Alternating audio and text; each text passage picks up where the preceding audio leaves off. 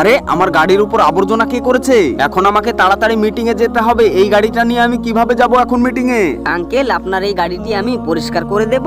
বাচ্চা, পারবি এই গাড়িটাকে সাফ করতে? হ্যাঁ আঙ্কেল, আমি ভালো করে একদম পরিষ্কার করে দেব। এর জন্য আমাকে 50 টাকা লাগবে। ঠিক আছে, আমি তোমাকে 50 টাকায় দিব, তাড়াতাড়ি সাফ করে দাও। এক কাজ করি, আমার তো মা আব্বু বেঁচে না, এই গাড়ির উপরে আমি আমার মা আব্বুর নামটা লিখে দিই। এই তো নাম লেখা হয়ে গেছে। এই গাড়িটার উপরে মা বাবার নাম অনেক সুন্দর দেখাচ্ছে। এক কাজ করি, এরকমই আমি রেখে দিই। আরে এটা কি করেছিস তুই? এখনো গাড়ি পরিষ্কার করিসনি আমার? এই মেয়ে, এতক্ষণ কি করছিলি তুই? আমি না তোকে বললাম আমার মিটিং আছে, তাড়াতাড়ি যেতে হবে? হ্যাঁ হ্যাঁ ভাই, আমি এক্ষুনি করে দিচ্ছি।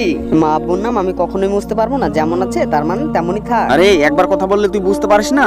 আমি বললাম তাড়াতাড়ি তুই গাড়িটা সাফ করে দে। না না ভাই, আমি এটা সাফ করতে পারবো না। কিসের জন্য সাফ করবি না? ভাইয়া, কেননা আমি এখানে আমার মা আব্বুর নাম লিখেছি, আর আমার মা আব্বু তো বেঁচে নেই। এখন আপনি বলেন এটা কিভাবে আমি মুছে ফেলতে পারি? হ্যাঁ ঠিক আছে বাচ্চা, তুই আর কাঁদিস না, এটা এখানেই থাক। আর এই নাও তোমার 50 টাকা। থ্যাংক ইউ ভাইয়া।